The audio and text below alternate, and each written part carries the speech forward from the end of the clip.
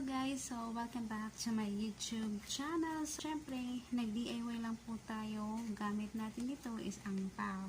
So, this is DIY Lucky Money Bag for the Chinese New Year. So, ang kailangan lang natin na mga material for needed is, syempre, yung mga naiwan nating mga sobra nating ANGPAO. Ang gamit natin, this is ANGPAO. Syempre, kailangan natin ng ribbons, gold, at saka yung thread, at saka need natin ng gunting,